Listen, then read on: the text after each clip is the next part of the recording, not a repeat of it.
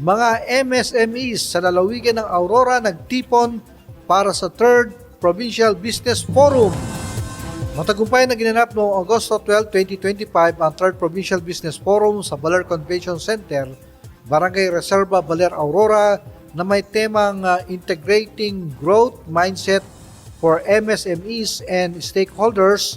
Dinalo nito ng humigit kumulang 415 kalahok mula sa MSMEs, lokal na pamahalaan, sektor ng pananalapi at iba pang stakeholders. Layunin ng forum na magbigay ng plataporma para sa talakayan, pagbabahagi ng kaalaman at pagpapaigting ng ugnayan sa pagitan ng pampubliko at pribadong sektor upang mapaunlad ang lokal na ekonomiya. Pinangunahan ni Eleanor D.M. Olivar, Assistant PSWDO, Acting Officer ng Pledipo, ang programa. Kabilang sa mga naging tagapagsalita, si Honorable Sherwin G. Amatorio, Honorable Mariano C. Tangson, Honorable Norma B. Palmero, at Honorable Jennifer A. Aranya mula sa Sangguniang Panalawigan, gayon din si Ginang Armida C. Palispis at Ginoong Aldrin C. Veneracion, DTA Aurora Provincial Director. Dumalo rin sina Vice Governor Isidro P. Galban at Provincial Administrator Joseph C. Soniel bilang kinatawan ni Governor Renante A. Tolentino.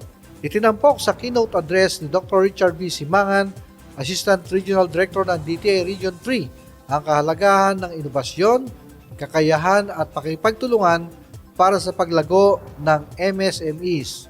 Kasunod nito, ang paggawad ng parangal sa Best LEIPO at BPLO Resilient MSMEs at Plaque of Appreciation para sa keynote speaker.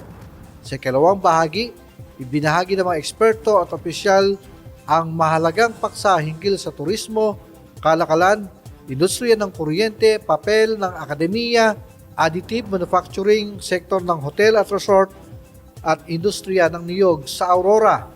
Naging makabuluhan at masigla ang pagtitipon na higit pang pinasaya ng raffle prizes mula sa mga lokal na opisyal at Pledipo staff.